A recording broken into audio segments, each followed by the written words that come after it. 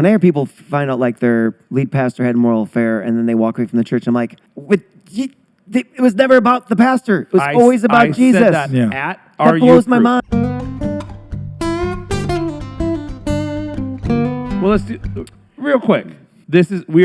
Welcome to season 2. Yes. This is season 2. Officially. So? It is. This is season 2. As long as the cameras work. This is technically season 2. If you didn't know it was season 2, look at the artwork on the back wall. That is signifying. Oh, we haven't done that yet? We have some cool ideas and changes that we've got. Basically, we took summers off. We took the summers. One summer. We took summer off. No, we haven't been here for 5 years, guys. What was the fun thing? 5 summers off between. What was the fun thing you did? Well, give me one highlight of the summer. What was the summer highlight? Won 27,000 tickets at the Santa Cruz Boardwalk. Really? And you bought an eraser with those 27,000 tickets? Didn't have enough. Actually, you didn't have enough. Yeah, no, I didn't have enough for that. How much did you spend to win 27,000? It was about $1 a ticket. It was easily $200 to $300. Really? Yeah. Oh, is that good? Is 27,000 for $300 good? Who just got mad that he doesn't buy cigars? It was good. That he doesn't buy his own cigars now. Who just got mad? And then he gave the tickets away. It was good for the He could have traded them for cigars. You gave them to a family? He did. We bought what we wanted and gave 22,000 tickets to a family. Did they go buy cigars with it? They did. Good people? That was the weird part. Is actually at the park Probably. he could have got cigars. I think he they're still Armenian. said no. I think they're Armenian. They looked Armenian. Oh. Whoa. Where is this going? Whoa. It wasn't me. It wasn't me. Whoa. Hold on. Wow. What were the distinguishing characteristics that made them look Armenian, Josh? So we gave... Was it their frugality? Did you see that on them? Were they wearing their frugalness? Yet somehow covered in diamonds also. It makes no sense. Were they in white BMWs? What is it that you noticed on the boardwalk, Josh? Ashley worked at a retirement home, and there was this Armenian woman. She was white, but she married into an Armenian family. And she used to tell people all the time, like, they would say that she has an Armenian last name. Like, you're Armenian? She goes, only this side of me. And because she had a rock on her hand that was obscene. Yellow, I gold, love when and Mike massive. Myers would impersonate his mother-in-law, who is a Jewish woman. Mm-hmm. And every time I saw him, I'm like, well, she also looks like my Italian grandma. So, yeah. And you're like, and my Armenian grandma. Like, she's kind of representing all these ethnic grandmas. There is an interesting, and it's not just, Ashley and I were talking about this, it's not just Middle Eastern. There is something, When are we getting it back on track? We're on track. Okay. We're using all this. There's like 15 different ethnicities that share so many different than American traditions and cultures and concepts, like Italians, Armenians, Greeks, Middle Easterns. Like a lot of them are sharing the Mediterranean. Yeah, it is. Mediterranean's a big part. Ashley just told me the other day, she goes, I don't think of Armenians as Mediterranean. And I was like, well, that's because you're insane. Because I'm like, we're Mediterranean. I don't know what you want. Well, and it's funny is like things like Bulgaria was massively influenced by the Greeks, so they have some of that, a little bit of that vibe going on there. Yeah. But even though they feel more Slavic, you know what I mean? But it's weird because they're right by each other. I love cultures and ethnicities and stuff like that. I think that they're just intriguing. I do too. Ashley just got very happy with you. That's honestly, Ashley and I, that was one of the things that really made us love each other, was our love for cultures. I really do, guys. It's very interesting. I mean, you gave 22,000 tickets away to what kind of people? Those people, That's as right. you put it. That's right. You othered them. Yeah, you othered them hard. And so it is interesting because like you could be from like Kansas, Missouri, Indiana, Illinois, Wisconsin,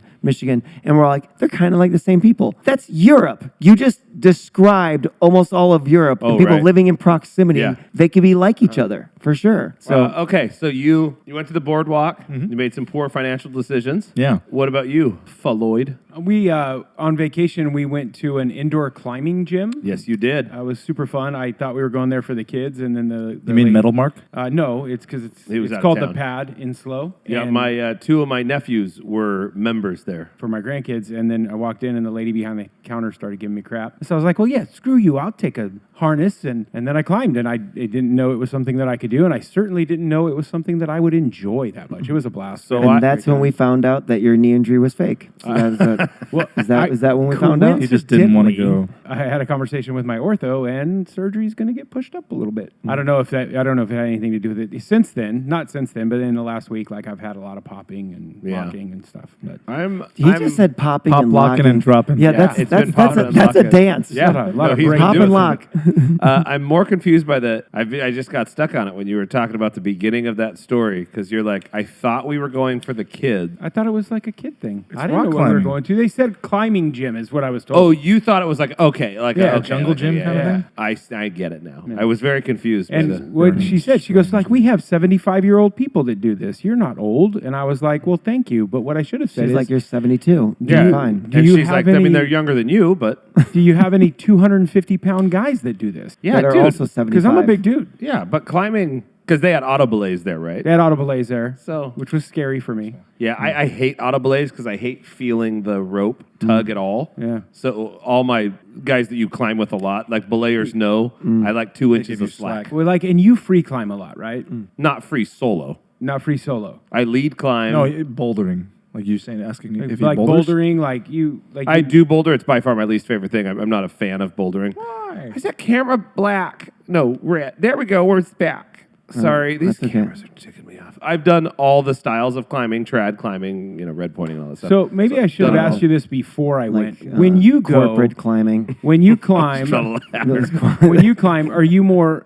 kissing the boss's ass. Which climb are we talking about? Are you more lower body push or upper body pull? The best way to climb is technique, and it's Well, I have none. It was my first yeah, time. it's you use mostly legs. That's what okay. everyone does wrong the first 100 times they climb. You're pulling real hard.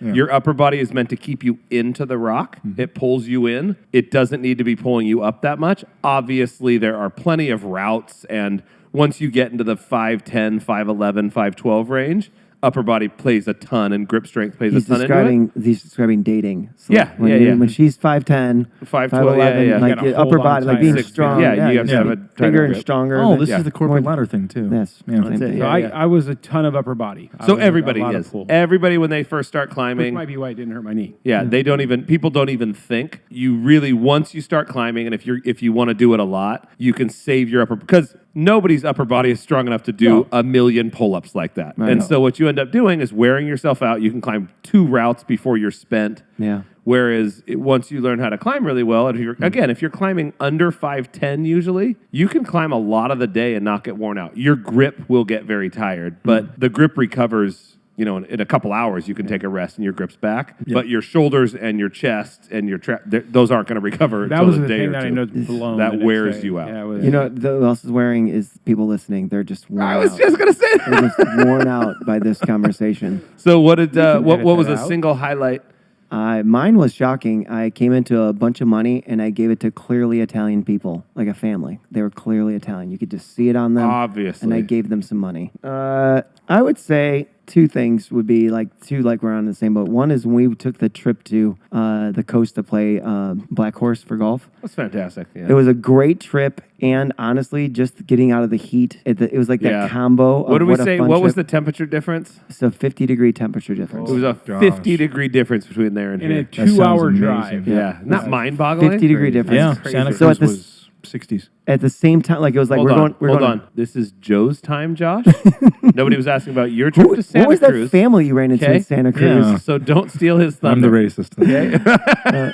The other one was Lisa and I just went away for a couple days, and she's working 7 days a week. So just to get 3 days with her, where she still worked, believe it or not, but less, was just awesome. And it was the weekend right before I came back from sabbatical, so that was just neat. Yeah, that's Yeah. awesome. Yeah, Yeah, it was a good time. Ashley was on. We were just in Shaver, and Ashley was on her computer while I was in the hot tub, and I was like, "This is sad. You should." My heart I don't breaks for like this it. for her. Yeah. Every night, she's working. Like last night, she went and sat down and have her laptop, and I'm like, "What's going on?" Yeah. I'm like, she's like, I need to take a break. I'm like, good, great. Yeah. You mean she's normal? Yeah. Like right now, everybody has to work all the time. Yep. That's how it works. You got to make it. It's brutal right now. Honestly, mine, the more I look back on it, I think was PCA. That was such a once in a lifetime. Like we'll probably go back. And what is PCA? PCA is the Premier Cigar Association. Good job remembering the P. Is that right? Yeah, it's Premier. I think that's what it is. Because I couldn't remember the P. Yeah. It's Premier Cigar Association. That's right. And it is a once a year cigar convention. It's the largest cigar convention in the world, and it's only open. It's not open to the public. It is open to vendors, buyers, sellers, the large companies. Any kind of humidors from cigars and to just any being products. a guy who has liked cigars for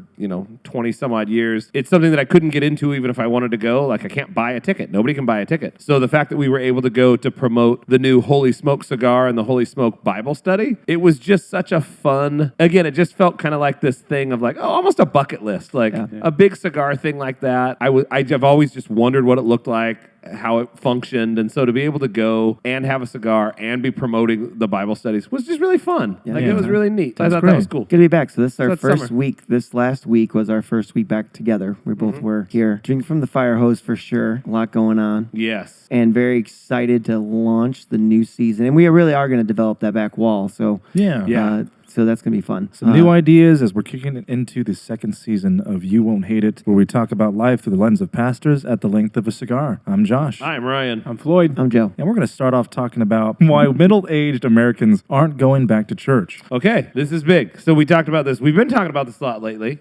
Joe and I coming back from our sabbaticals. Sabbatical is a fancy word for the pastoral vacation. It comes from the Sabbath. We were supposed to rest and be very spiritual. Joe was. I may not have been as. I was irritated for like a good half of my sabbatical. Some of this one was weird, but we came back fired up about church, and we're like, man, Joe and I at heart are church planters. And so we're like, man, that's how our mindset's always been with church. Let's kind of get back into that gear. We had all these cool ideas. But then you start to look at culture, especially post-COVID, because I think before COVID it was declining anyway. It was. Post-COVID COVID just kind of emphasized all the problems. has made it massive. And so there's been studies and a bunch of stuff that has shown that basically people aren't going back to church and they're leaving church. Yeah, most churches have not recovered fully from COVID. Right. In fact, the people that are in church are not people who've returned. They're new people from their church. So it's not like all of a sudden like, like our church right now, what's the percentage of people Who were here before COVID and then are not here? What do you think? How many do you think returned after COVID? I would And guess. they still watch online. There's also a bunch that still watch online, but just don't want to come into the building. So that's- even- there's- You're saying 'cause that- total. Yeah, because that Yeah. group is still them, or I would still say if they heard this, like they're 20%. still committed. They just don't come physically. I was going going to say 15 to 20% without the online people, probably closer to 30-ish is my guess. This is all just. I mean, if I looked around on Sunday, Yeah. and it's hard because there's so many people at church, and I don't know everybody. Right. But if I were to look around and be like, how many of these people were here before?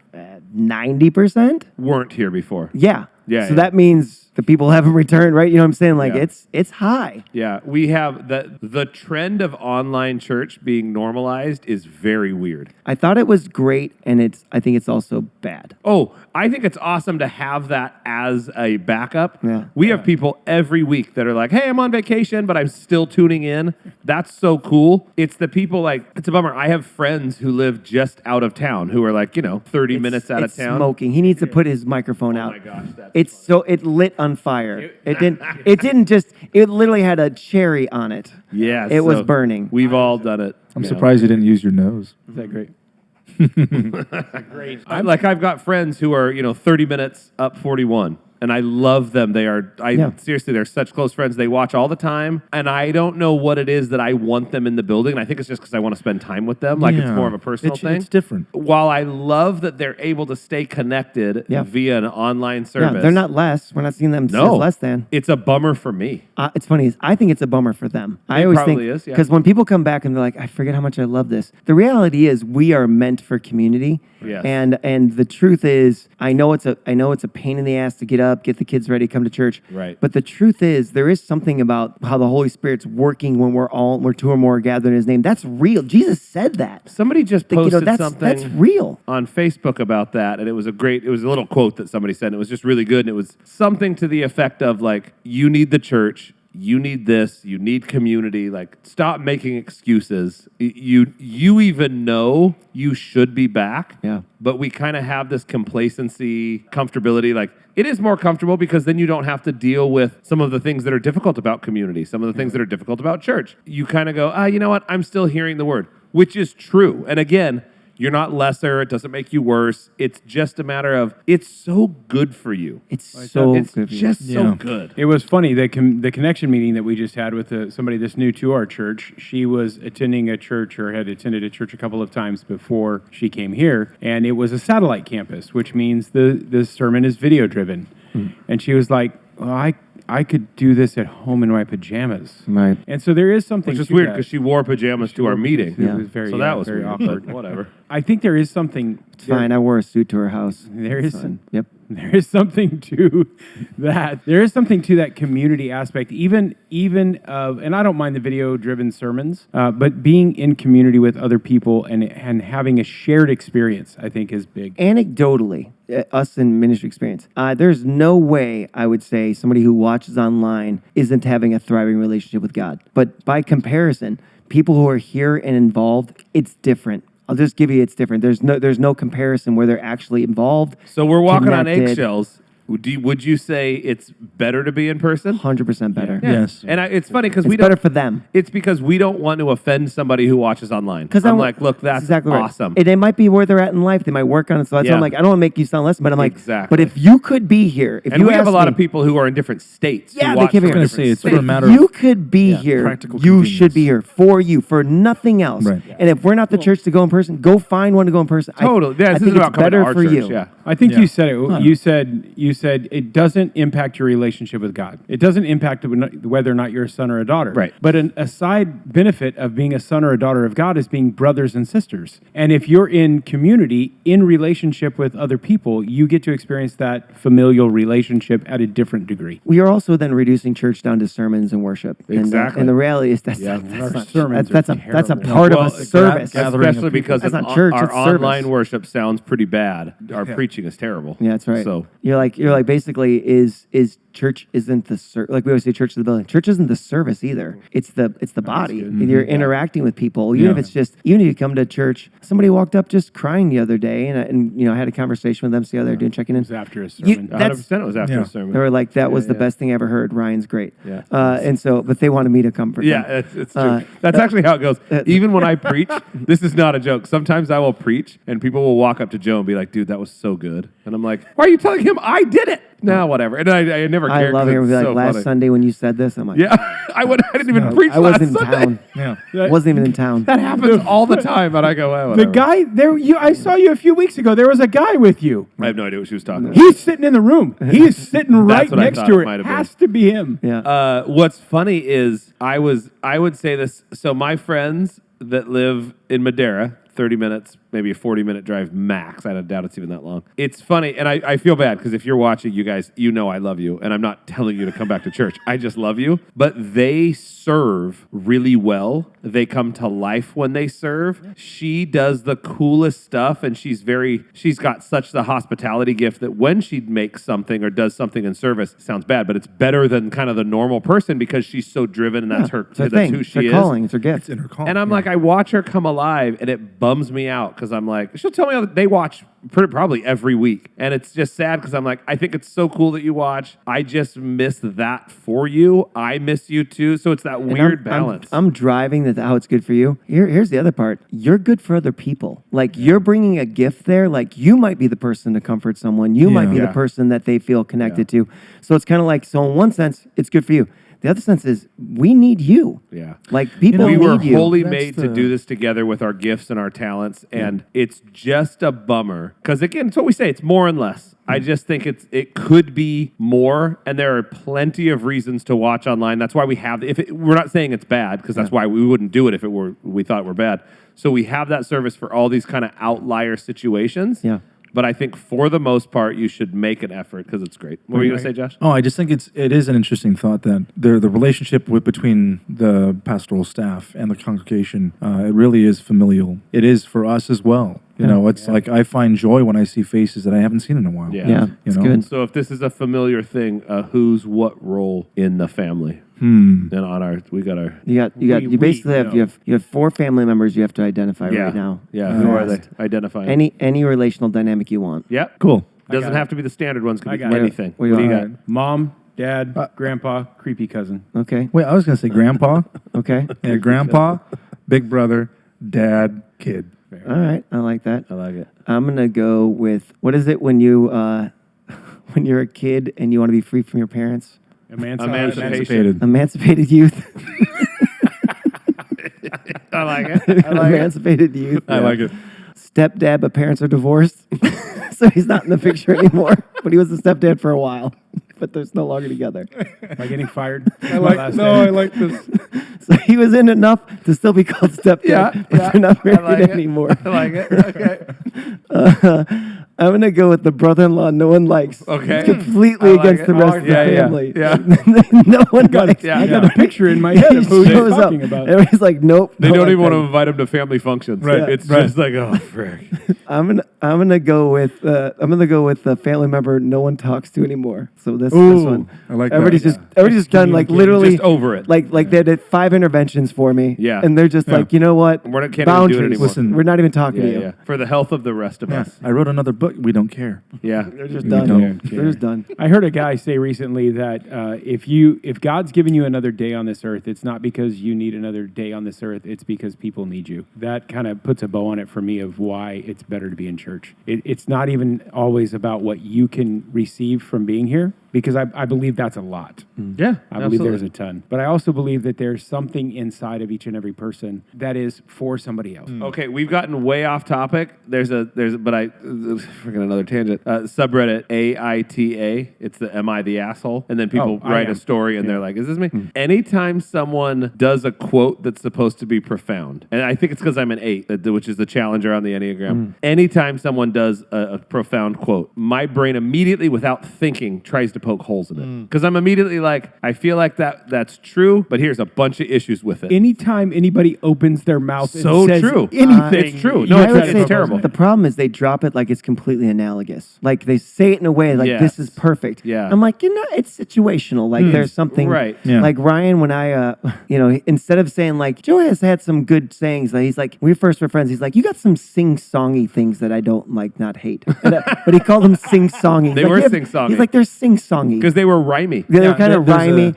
But he would be like, It cadence had to a 'em? rhythm and a cadence Yeah, to it. yeah. And they were profound. He has these great little profound quips that he'll toss in that he Yep. thinks of on the spot. They're really solid. They're mic drops. good. They're Yeah. they're really Holy Spirit stuff because when you don't come out of your mouth like I hadn't even thought of that before. But I do. I'm with you. I don't like a really hard delivered attempt at being profound. Oh. That doesn't work for me. Strong profundity Yeah. upsets me to no end, and I mean that. I am with There's you. something about it. I where don't I'm mind. always like, I don't mind when it just leaks out and you're like, whoa, like Yeah. where we are struck by it, like, Yeah. Right. oh. But when someone's like, where their tone is, be ready. you know what my favorite Punchline is coming. This has happened the last, 20 times I've preached sermons that I really like, and then I'm like, I know this is a good sermon, and you preach it, and I have these spots in there where I'm like, this is going to get people, because this is a really profound statement. I say it, and everybody just sits there, and then I'll be like, I don't know, and then, the Holy Spirit speaking through you, and I'll say something that I don't give a second thought, and the crowd goes, oh my gosh, that is good, and I'm like, what did I say? What did I say? I don't even remember. Oh Yeah. crap, like, Back was up it the good? tape. Back I up the get tape. so mad, because I'm like, it's never stuff I plan. Stuff I plan It was is just probably profound for you. Like that was something that the Spirit was you're exactly giving right, you. but nobody else cares. And then the stuff that I say on a whim, But and then never it even sets. like, But then it set your message up for the next sure, thing. yeah, and then, yeah, Maybe, It's just, I don't know. It's just funny that when you speak, you're excited to say good things and try and like not even try and be profound, but you're trying to move What was people profound to closer you? to God. You're Yeah, like, wow. and you're like, that was cool. And Yeah. it's just been funny for the last, 20 years that the best sermons, the most profound times are the stuff that's not you off at the cuff. all. Yep, And the I'm Holy like, Spirit just moves you. What I learned while you guys were on sabbatical is that I hated the prep process. I thought both of these sermons, both of the times that I preached while you guys were gone were going to be terrible, and they were only moderately terrible. Yeah. But The crowd was dude, really upset. I hated every aspect of prep. Really? Yeah, Oh, man. totally despised. It seems like like the prep. prep would be stuff you like. I think. I think prep's maybe fun. it could be because of everything else that is going on in my yeah, life. yeah, Like yeah. I'm spending a ton of time Yeah, in front of yeah. the computer. But then when I actually delivered the sermon, I liked them. That's Yeah, my so- class. That was how I started preaching, which was I hated the prep. I loved the delivery. And now, I don't know. I think I know love the prep. The prep is fun. You know what I mean? Like I it's love easy. the prep so much. I don't know, because there's my quiet time which is awesome, and I love it because it's informal time with God. There's something fun because sermon prep feels like formal time with God, where it honestly feels like I'm sitting with a professor and it's formal and it's more informational, and we have it's a different dialogue than when I just sit with them and talk, have a quiet time about my life and relationships. There's something that I have grown to. I don't want to say I like it more than my quiet time, but there is something that I just find so unique and beautiful in that formal prep time. I don't know. Based on my results, you'll understand this statement, but I don't try to write a good sermon, so success. And so what I do is I literally get the passage, and I'm just genuinely curious myself. Absolutely. So that's why it never feels heavy. Yeah. I'm literally just asking questions I'm curious about. 100%. So I'm just writing all this down. I'm formatting it into a sermon, but the reality is it's just a journey I'm having about I wonder about that. And then, so I'll ask myself questions of I think it's that. In fact, on Sunday before I preached, I realized I had something that I hadn't unpacked all week. And I'm like, well, I don't want to go up there without unpacking it. Yeah. So I just thought, I'm going to unpack this right now. I'm doing prep, and I'm like, I'm just curious what this is like. Yeah. But everybody's different. Yeah. I think part of it, too, for me is I've never done exegetical. I've done series in the past, but I've never done exegetical. And so Really? Never? Yeah, never, no. Wow. Like in Bible studies, yes, but never in preaching. No That's way. interesting, yeah. And so, That's interesting. And so coming to this, and the sections of John that we were in are kind of okay. And then Yeah, we haven't had all of them aren't money. They're not all money. But then when you start to dig into them, you're like, oh, wait, no. Because I got the part of Jesus's prayers right before the betrayal where he was actually praying for the church, which was really cool. Wait, was that you? That was me. I thought Travis got the Garden of Gethsemane prayer. They were mixed. So they were there's split. three. It was split. 3. So I had Travis got the middle. I had praying for the disciples. No, I had where Jesus prayed for himself, and Travis had praying for the disciples, and then I had him praying for the church. The part I was genuinely sad that I didn't get that when Jesus prays for unity. I think that was Travis who got that. That was me. Was that you? Was me, yeah. Because You love that verse. I have preached on it dozens of times, and every one of the times I've preached on it, I love it. Not the sermon, the idea that Jesus prays for our unity, and then when I look at the church, I see a ton of disunity. Which is a great segue into some of the answers from this Exactly. article. That's so I was really literally is. Like, leading back why into are that. they? So what we know, we and I actually want us to ask what we would actually say, like why people. Because I got some thoughts. Yeah. But let's hit what let's go to the article first. You want to look at some of the numbers? Oh, sorry. Yeah. Not the cliche, because people No. will say things that I don't think they were like the hypocrisy in the church. Look, people know that all people are good and bad. That's whatever. I think the real reason that people don't show up is a little bit more deep-seated that maybe they don't, they don't articulate. Yeah. So what do we got in numbers? So this is the first statistics are given here in reference to, it was an Arizona Christian University, their Cultural Research Center, saying the percentage of people ages 39 to 57 who attended a worship service online or in person fell to 28% this year, down from 41% in 2020 during the pandemic. Which, by the way, so I'm going to hit those Sure, numbers real yeah. quick. So that's Gen Xers, right? And so it's weird is because we were the group that was kind of lost. Right, Yeah. I mean, and that demographic primarily, not Gen Xers, but that age demographic is the largest portion of your church. That's the of every churchgoer. church, any church. What I thought was funny is huge. I'm The with you. workers, the givers. Oh my gosh, They're it's doing their everything. prime earning years, so Yeah. they get their kids they're trying to raise their kids right. So I just think it's interesting because they're the Gen Xers who then have come back to church. Yeah.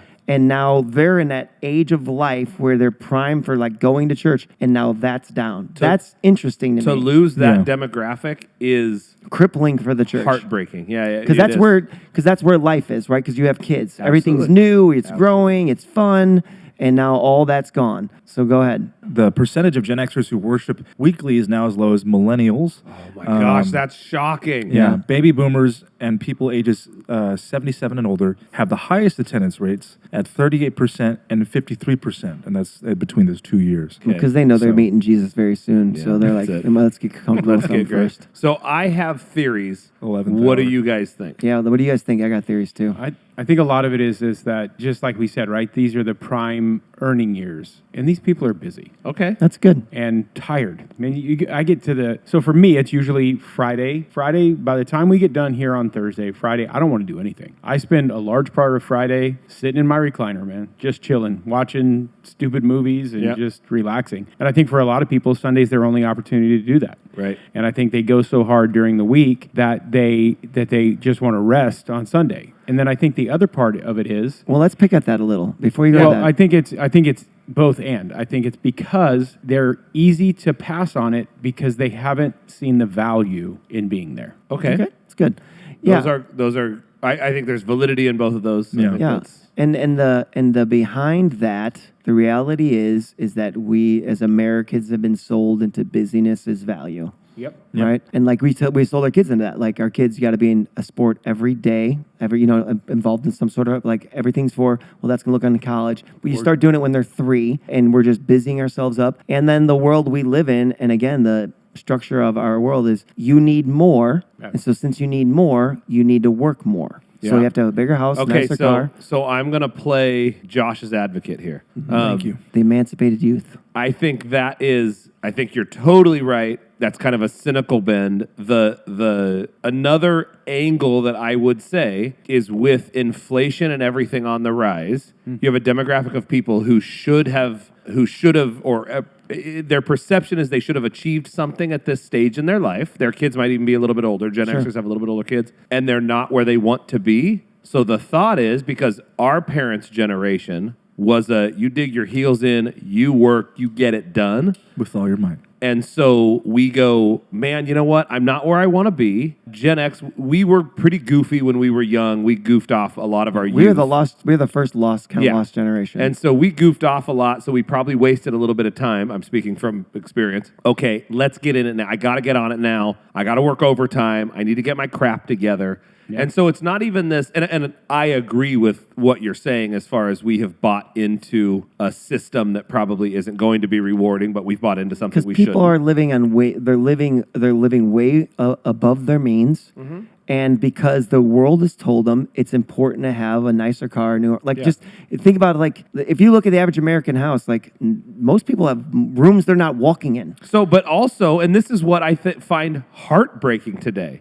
The thought that my kids will ever be able to afford a home, Not in California. there's no way. Yeah. My nieces and nephews, it's like they're in apartments because there's no chance that you can afford a home in California anymore. The cost is astronomical. So if you're, again, a Gen Xer who's probably by this age supposed to have your crap together, because by this age, my dad had gone in and out of prison, had multiple multi-million-dollar jobs, made and lost millions of dollars, done a ton of stuff with his life, had grandkids by my age, and I'm like, oh, I'm a loser. Right. I started so much later than my dad. Yeah, you haven't been to prison yet. I'm working on it, man. I'm getting there. And so you look at his life experience. I'm not living up to it. I got to get my crap together.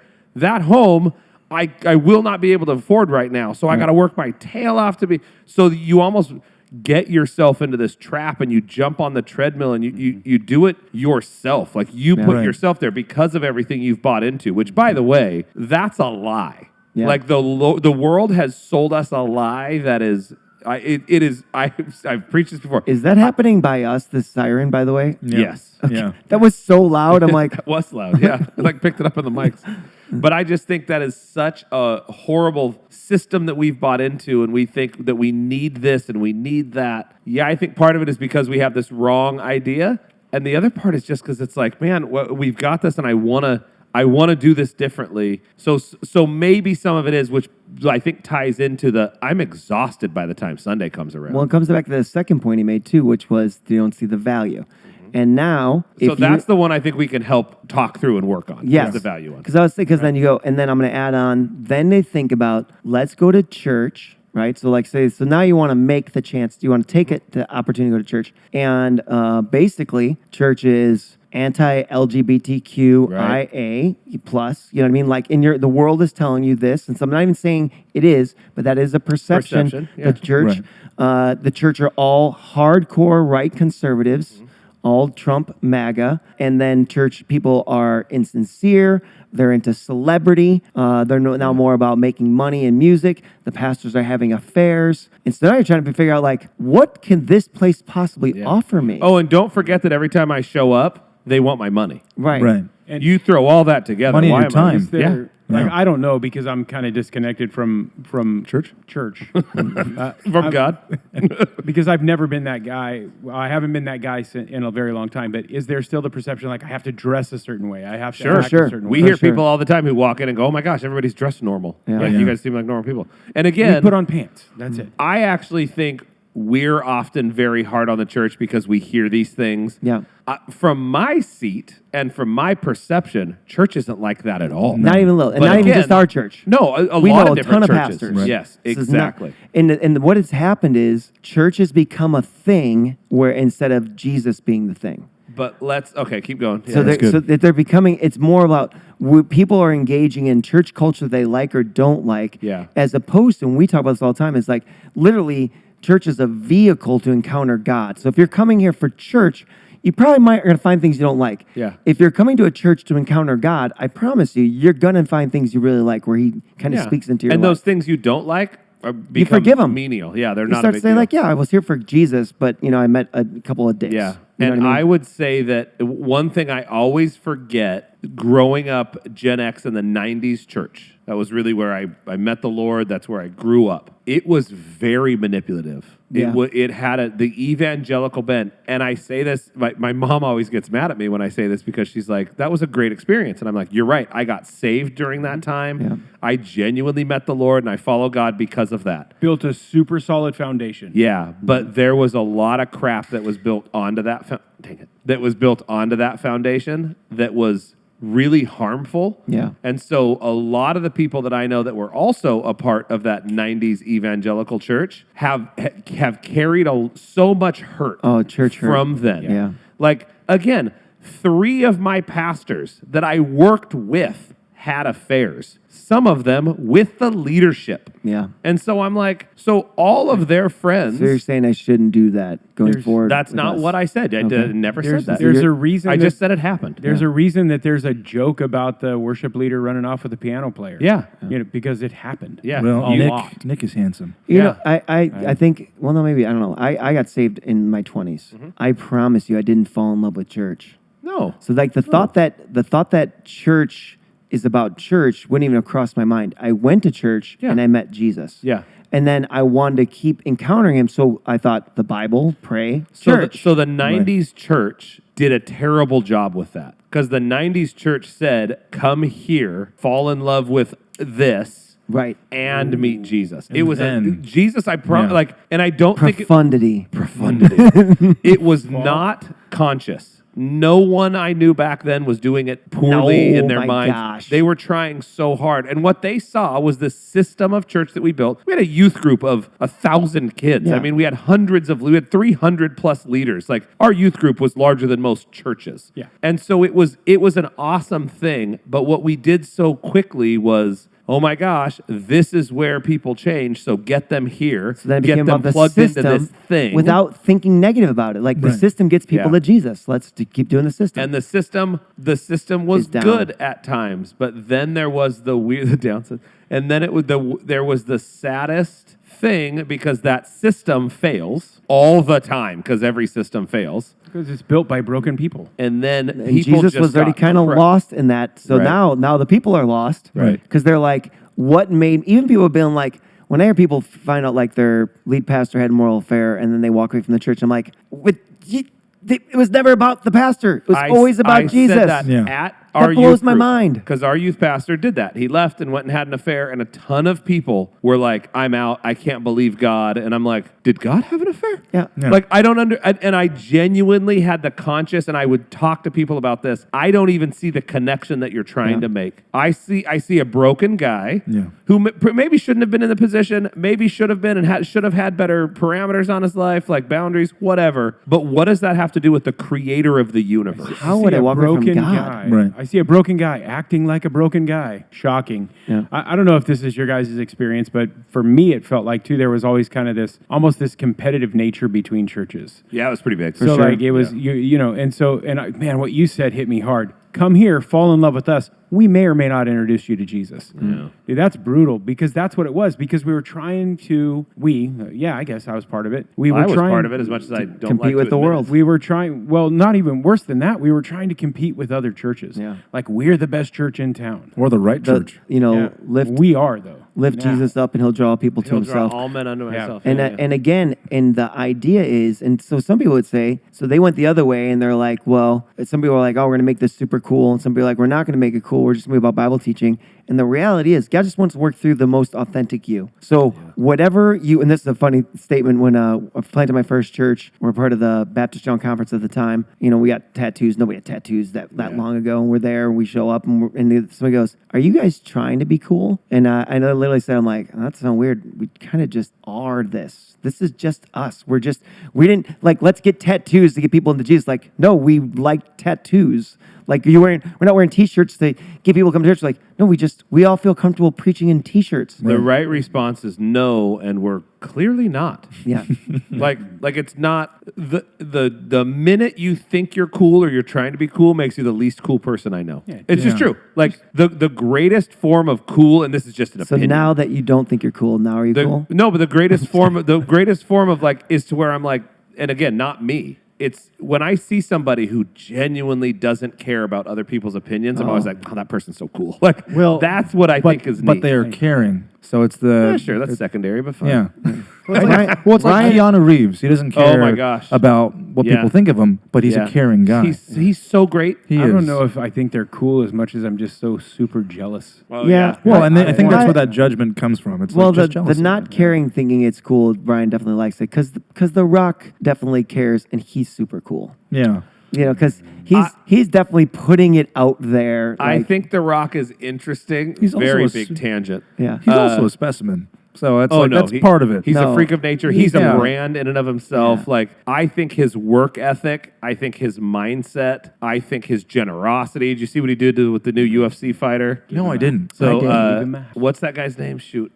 He's the guy. He's literally fight for he had $7 to his name before his first Yeah, fight. and so The Rock said, "Oh, I connected Did he with really? that." Yeah, because $7. The Rock had $7. $7 Productions Studio. is right. So Yeah, that's he funny. said he heard that story and he was just moved by it. That dude Yeah. was sleeping and living in the gym. Like it's a beautiful story. And The Rock went out and here's the funny thing. I even thought this. I thought, well, you didn't have to record every bit of this, Dwayne. Right. But at the same time, I'm like, fine. At least he's doing it because Oh, everyone it's who still has cool. that complaint is like, well, you're not doing it behind closed doors Right. or in front of people. So Well, you're just it's not doing it. interesting. If someone's recording something, the general consensus is, oh, there's an ulterior motive and make them feel like self-promotion. Yeah. But then I feel like I have the same people going, yeah, I don't really see people doing good things anymore. It is a And it's mixed like, bag. It's it- your own heart in yeah, that sense right? because there's It's your own clearly heart. we're talking about it. Yeah. So clearly it did good. Yeah. At that point, all you can gauge is your own heart. Why am I doing this? And Right. is it wrong? And I've thought this for a long time. Like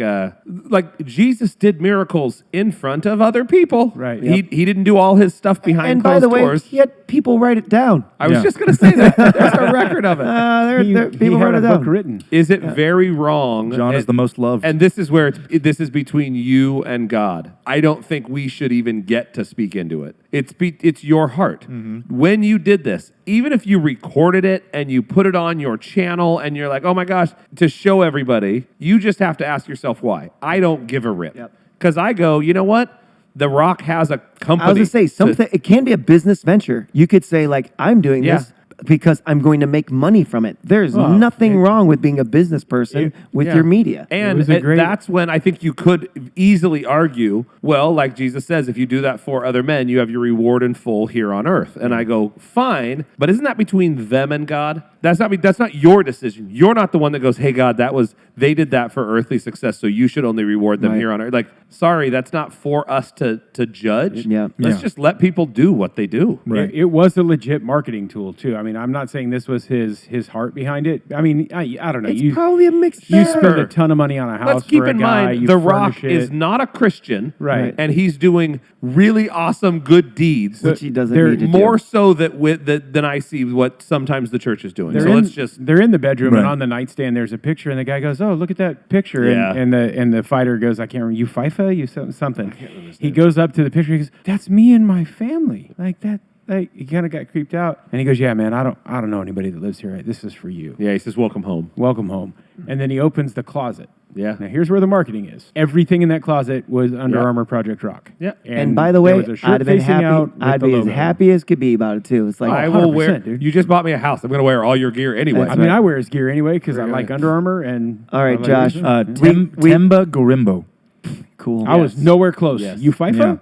Actually, that's pretty good. By the way, Josh, since we got so far off topic, what else did they say? What were the other, did they give reasons why, or do we have any of the percentages? Well, they have- Hold on, because I want to do the how do we change it? Thank you. I couldn't remember where we were. How do we I got lost. adjust the show notes during perception? the show. What could we do with Gen X? And it made me think of it because I just heard, dang it, I can't remember the guy's name, on Joe Rogan. He has another massive podcast, this guy, and I can't remember his name.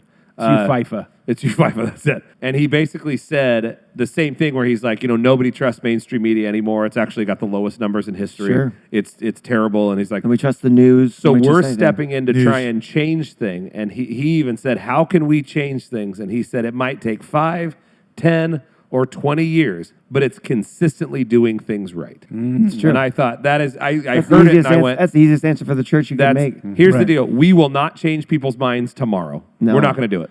Well, and in general, it's like anything else. Everything I've experienced in my life, when you make a massive change in your life, especially when it could be considered virtue signaling, people are like, "We'll see." There's a we'll Right. see about, especially because it's easy to believe that people are bad. It's hard to believe when they're good.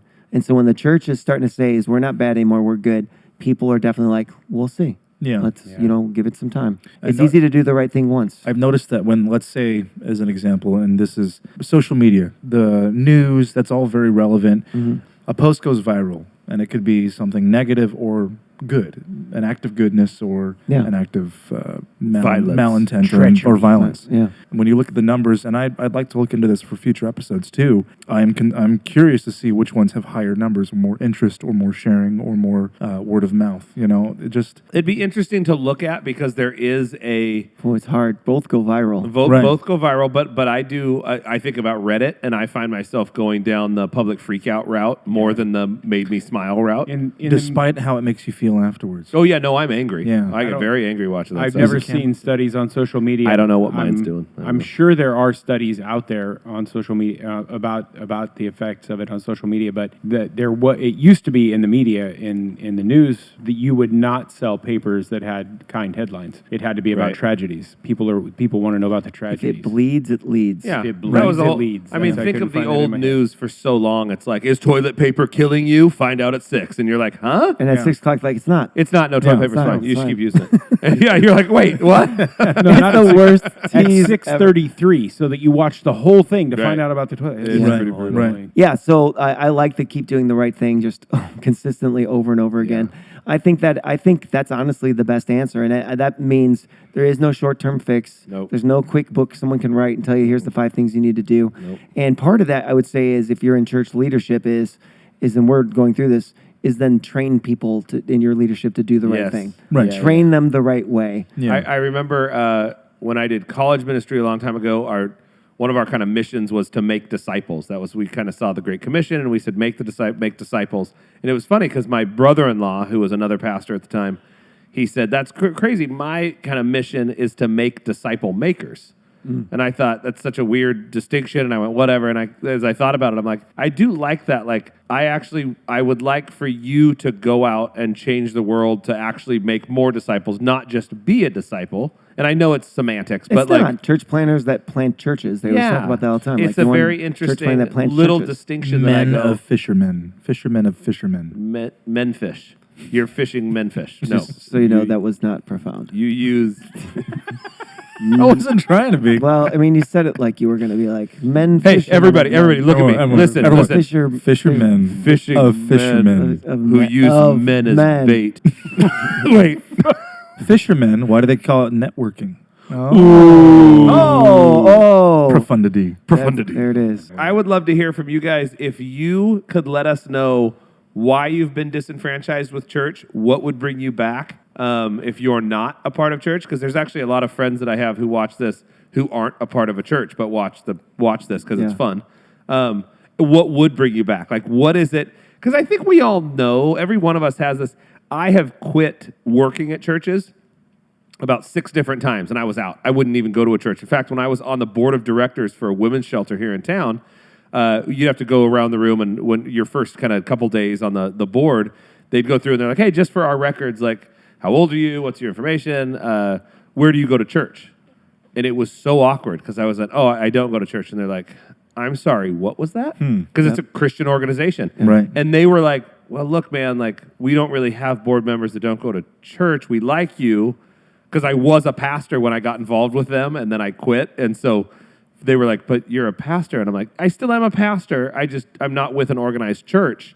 And they were very like, what do we write down? And I'm like, I don't know, man. So any what church in happened? town. I thought it was weird when he They told let me me too. stay. When he told me, he's like, I don't go to church. I was like, but you work for Christians in Action Yeah. missions organization? Yeah, I was involved in missions, but I was very disenfranchised with church. I wouldn't have said personal hurt then. Yeah. Now it's very obvious. Which is probably the commonality with everyone who's living. And most people don't know that. They don't know they have They don't church hurt. recognize it. It's funny, Takes the a lady while. today that we met with said, we're asking her, she'd visited different churches. She goes, I like the way it felt. Yeah. And I thought, honestly, a lot of what you're looking for is heart health. It's Yeah. not the next cool church. Right. It's not even just great programs. Not to say those are bad. You want to go, because the catalyst for change in a human is the changing of your heart. So if you want to see real change in your life, then you should be thinking about, because whatever a person determines in their heart to do, that's what they'll do. Yeah. And so if you're going to make any kind of real change, it's going to be because your heart changed. Right. So then you should be going to a church looking for something that stirs your heart. Yeah, that moves you. That's like where you'd be Yeah. like, because that's the place where change happens. And we would say this isn't based on emotional feelings, but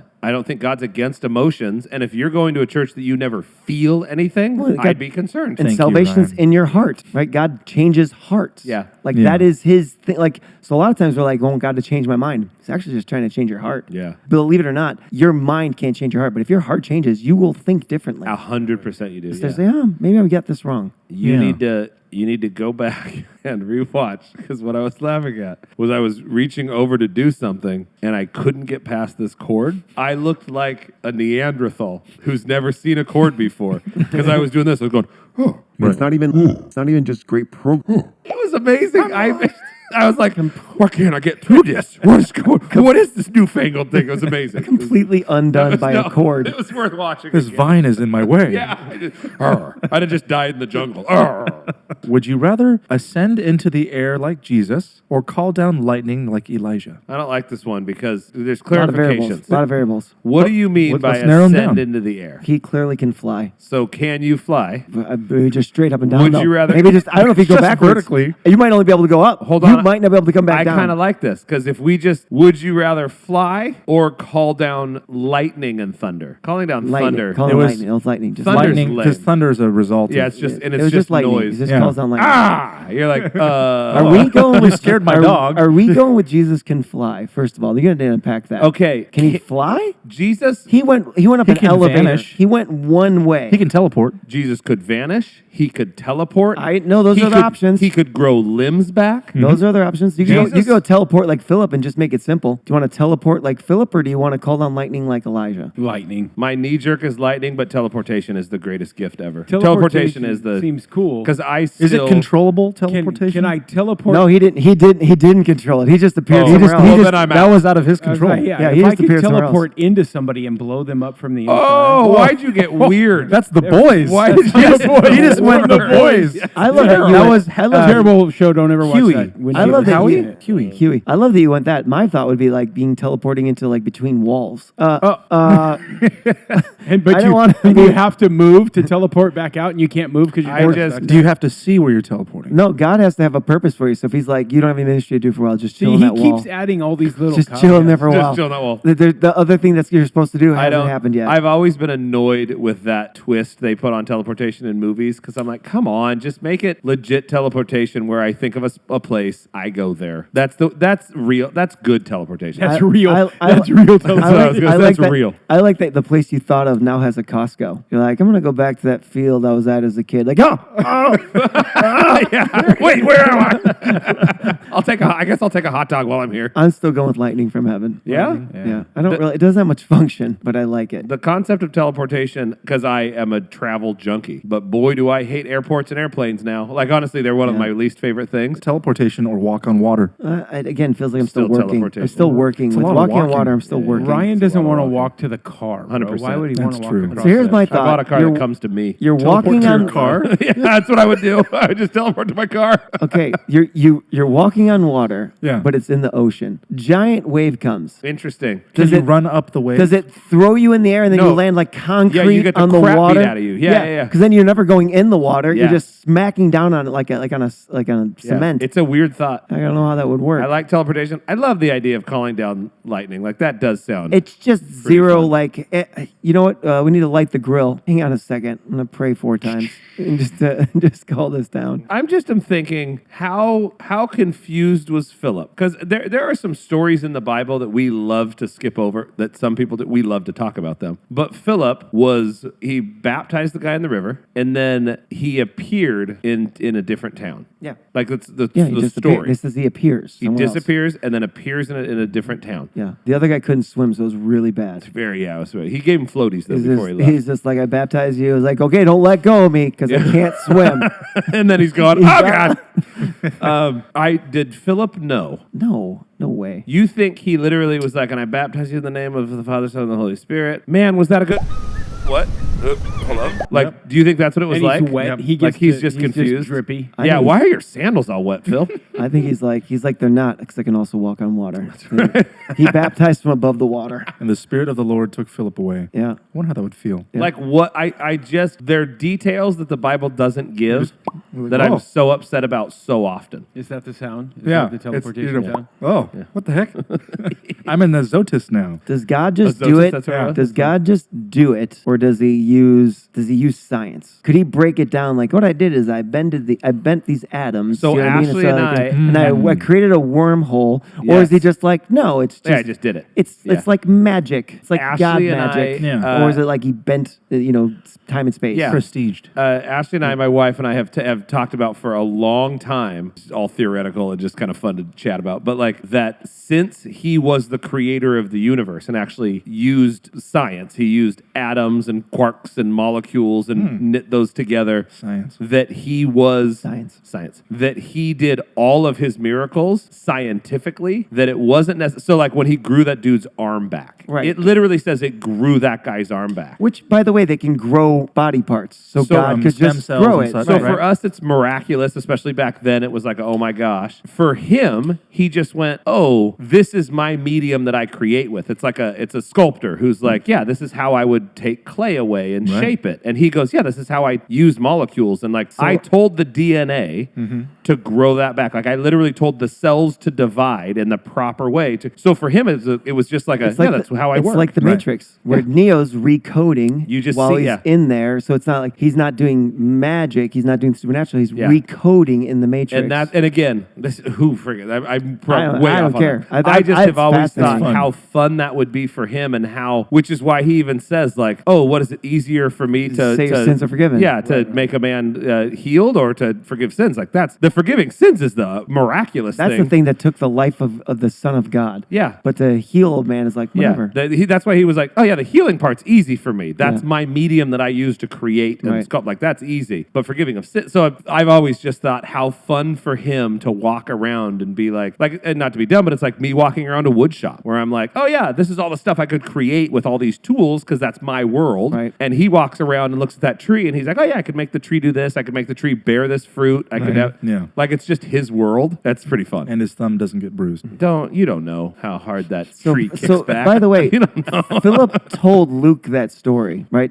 Luke wasn't there. Yeah. So he had to tell Right, Luke that right. story. That's a good point. So it would have been like, so however he felt, obviously. Isn't it funny? And I think he said he we're went just way crazy. Right, oh, yeah. If he's like, I meant I walked there. What Yeah. are you guys Yeah. doing? I walked to the next town. That's right. Like, that's actually a funny thought. We're just way off. There was a Camel Express called the Spirit of the Lord. So he was caught up by the Spirit of Yeah. the Lord and he appeared in another town. He's like, I literally Caravan. just took It was a that caravan. caravan service. That's what That's all that happened. I remember that when I learned about the eye of the needle. You know, the camel through the eye of the needle. It's more difficult for a rich man to get into heaven than a camel through the eye of a needle. Yeah. And when I first heard it was like the eye of the needle was actually the name of this gate Right. that they would drive. I remember being like, I don't like it as much. Yeah. I don't like that it's real. You have to. You had to take everything off the camel to Yeah, get it through. it's right? super Right. profound, very cool. It's really cool because then it made it possible. Before that, rich guys weren't getting into heaven.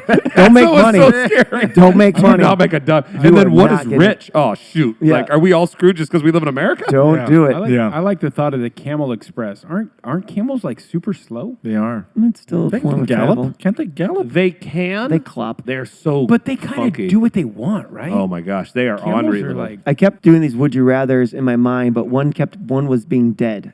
So I was like, would you rather be beheaded by Herod? I'm like, Oh. well, now you're dead though. So Yeah. like that's Yeah. it can't be that. I'm always intrigued by Jonah. So there's obviously discussion in even in Christendom whether Jonah was a real story or Right. allegory. That concept of being swallowed by a fish is terrifying to me. Yeah. disgusting. It's so gross. It's what's funny is It was whale or a fish. The Well, it says grossness. fish in fish. scripture now, Yes, but it's yeah. we all know it's It's- got to be a whale. it's gotta be. It's gotta be something huge. the Because the other dinosaurs that were there, I'm just kidding. Well, what's funny is I'm like, a fish could be real big. The disgusting part, I think, is the furthest thing from my mind when I am cramped because it wasn't like Pinocchio where you have this big cavern that you're But in. I don't you know. start a If you were little in a whale, campfire is it a and- cavern inside a whale? I don't know. I genuinely don't know. Like I think they if we swallow were to, water, don't they? That's it's not my just thing. hollow. I actually don't. It's not very believable in general. I don't care who you are because for 3 days you have You oxygen. don't believe the Bible. Wait, that's- no, that's not what because I'm they saying. they blow the water out through their blowhole. Cool. So every time they go up, do you go Yeah. like to breathe out the blow?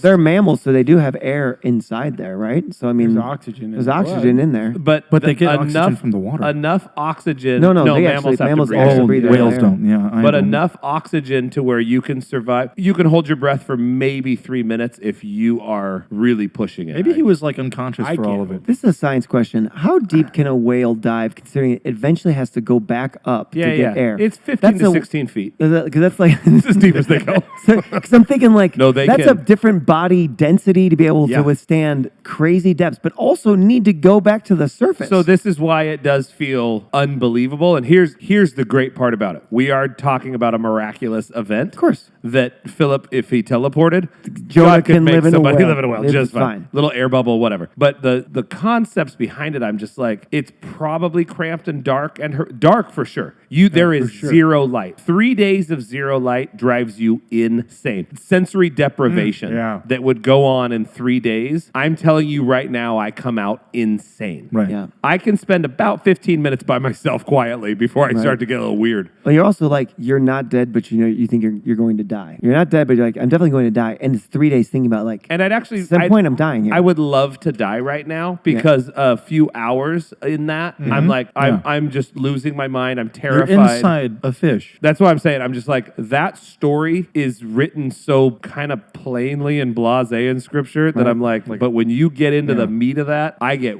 it. Okay, swallowed by the whale or fish, whatever, or stoned to death like Paul was, but he was dead. resurrected from the dead.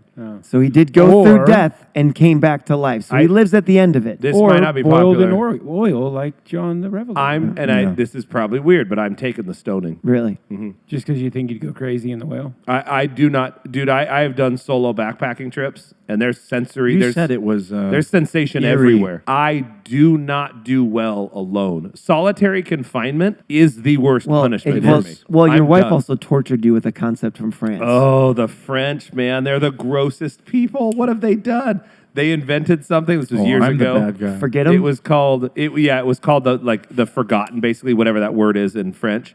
And they used to take Forgot. the That was what? That was British. What was that? Was that? It was full God. Fuck wow. It was like close to like a Italian swear word. Right? But they would dig a hole that is roughly, it was pretty deep. It was roughly your dimensions. You couldn't sit down. You couldn't lay down. You could barely like hunch, like your knees could bend like a couple degrees. They would just put you down there. No one would speak to you. No one would look at you. Every day they'd walk by and toss a little bit of food in so that you could survive. And you didn't even have enough room because it said that people would go insane. They'd try and beat their head against the wall to kill themselves. There wasn't even enough room to get a momentum enough to hurt yourself enough to die. So people would routinely try and starve themselves to death. Well, that's the only option would be at that point. That's the only option you have. But at some point, when you're starving and somebody throws down a loaf of bread, You're eating it. You're like, I just got to eat something.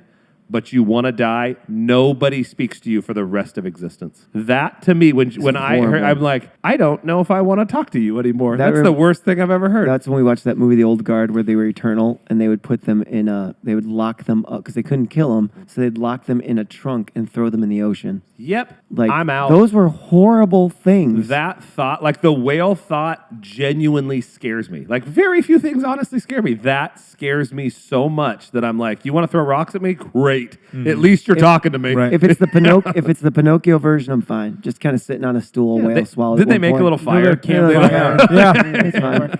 Cooking fish. Jiminy was with him. He had company. Yep, that wouldn't be that bad.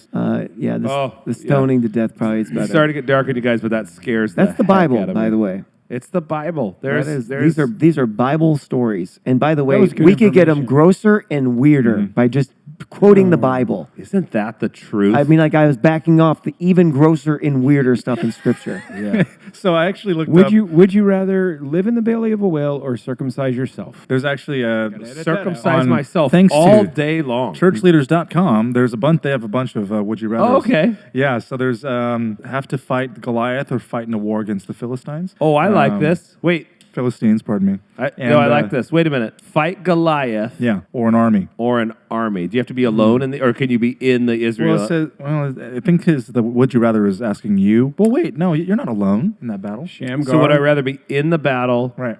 Do I get a slingshot against Goliath? Because I hear he's very susceptible to that. Shamgar and Judges killed So I've heard. 600 Philistines with a Joshabashebeth, Eleazar, and With who the was the other one? with the jaw of a donkey. Samson with the jaw of a Yeah. donkey. But David's mighty men by themselves. Yeah, do you get the spirit of the Lord or not? It didn't say. Yeah. We can I'd specify. be more If you afraid of don't, fighting you the die. Babylonians. They were brutal. Yeah. I think the they- Babylonians are and they scarier than the didn't- I don't Philistines. like- Who they was the didn't worst kill in, you, in they history captured and in you. Scripture? They were in Scripture. They're the worst. All historians agree that they're the worst people ever. I am a quarter of these people, by the way. That They're the explains a Assyrians. lot. They're the Assyrians. Yeah. That explains a lot. The Assyrians were like the most insane group ever. Barbaric. Yeah. They were gnarly, and they're the ones who actually took. It was not Enoch. Who was the guy that prayed? One of the guys was he was praying that God would punish the Israelites because they were off doing their own thing, and he's like, "You got to punish them, God." And God said, "I will." God finally answered. Took him days. He said he sat on his rampart and actually prayed to God. God finally answers him and says, "I am going to punish the Israelites. I'm going to have the Assyrians come and take them over." And he goes, "Oh no! I meant not that. Like anything but that." And God's like, "Dude, you like," and it wasn't because he asked for it, but he's like, Was it one of the Old Testament prophets? yeah, it was one, and I can't remember. It was why am I drawing a blank on that? Anyway, Amos. I just did my with an M or an N? M. I just did my like an Old Testament prophet Amos. Yeah. Like, read your Bible. A noose?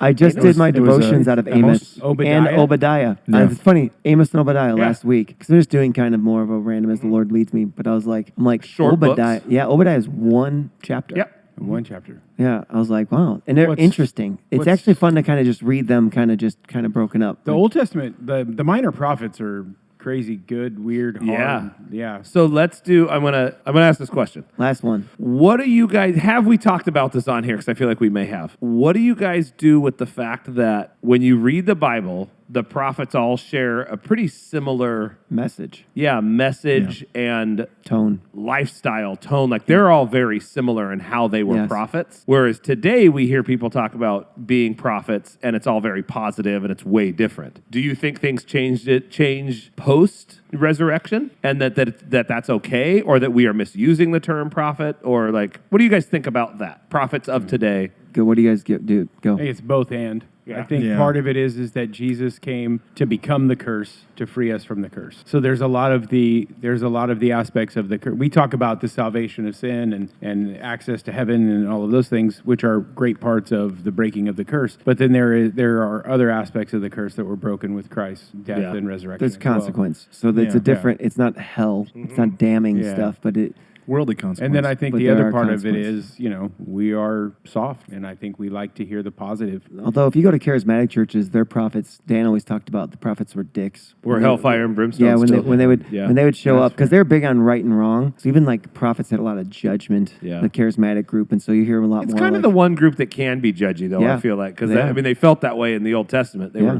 they were super judgy. It was turn or burn. That's Yeah. literally what their message was, pretty much all the time. Kind of interesting that the like more conservative groups aren't into the gifts today because they like that element of it. They like this idea that there are consequence to actions, where the charismatics seem like, oh, everything's peace and love. I'm like, but they have a group of them where they'll drop some like prophetic judgment on you, where they're just like, yeah, you're sinning and I know it, and if you don't stop, bad things are happening. Yeah, Like that group exists today. it absolutely does, and He's sitting right there. It's it's funny because I believe fully in the gifts of the Spirit, and prophet is one of them. And so it's funny because I've always said, by definition, a prophet simply means to speak the heart of God. That's by definition what it means. So it can be positive. I'm not saying it can't. But then you look anecdotally at just the prophets that we see in Scripture, and you go, oh, I mean, they're speaking the heart of God, but the heart of God is repent, or eternity is real bad. Yeah. And I'm like, that message still holds, right? And it's think funny that's- is they are quiet during times of peace, right? They're not usually coming in cheerleading. They seem they to don't, be. right? Yeah. So then they'll say You're right. like, Israel experienced the time of peace, and then we don't have the prophets. Yeah. But Right. then they turn away from God and they start doing all these things, and then the prophet shows up again.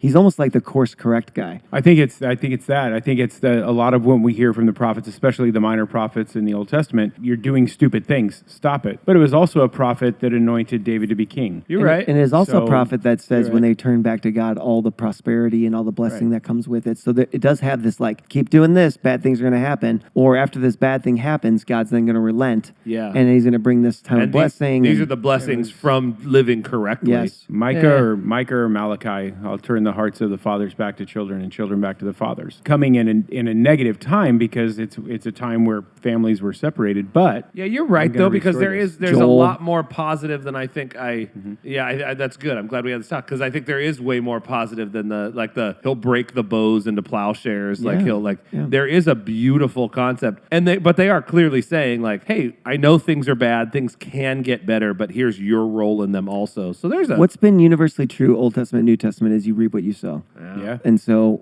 it's different. Like it's not going to bring you, if you trust in Christ, it's not going to bring you into eternity of hell. What about the scripture that says you'll reap where you have not sown? That's right. That's the blessing when it does that. but there is a lot in there where you're like, but then why do bad things happen to good people and good things happen to bad people? Right. And there's all those other, because you're like, yeah, but you will reap what you sow. There are some things where you sow good and bad things still happen. Well, the reality is, There are still while you were at sinners, Christ died for us. So clearly we did bad and we're sowing grace. Yeah. Do you know what I mean? So that does happen. But the general course of the way the world works is the reality is that sin did deserve punishment because Yeah. of Christ we don't get it. But that is the way how it should go. Yeah. Like God's saying, like doing these bad actions will have bad consequences. And God can intervene and save us from those. It's funny. I've never. I understand the concept of the why do bad things happen to good people. I've never really struggled with that because I don't. bad things. Well, it's exactly right.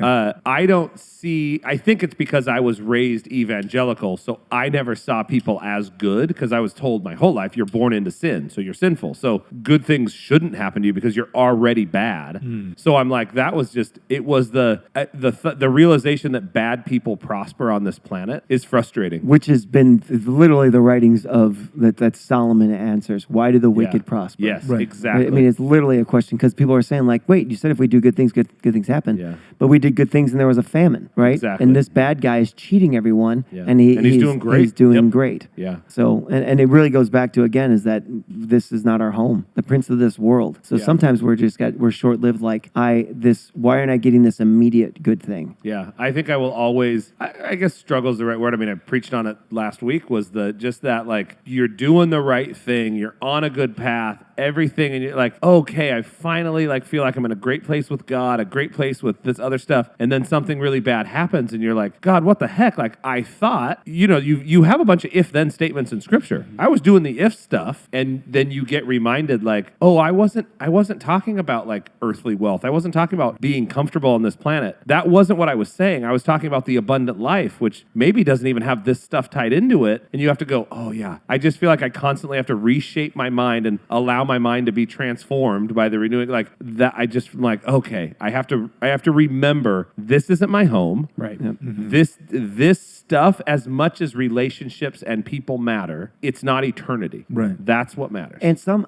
of the bad that we say are bad. Now, I'm not saying every bad thing that happens to you is God disciplining you, but some of it is God disciplining us and helping us. Yeah. Some of the suffering that we've all endured, we look back and said, Yeah. that was actually ended up being for my good. And through it all, you have to trust that God will use all things Yeah. for those who love Him. He'll make them good. Yes.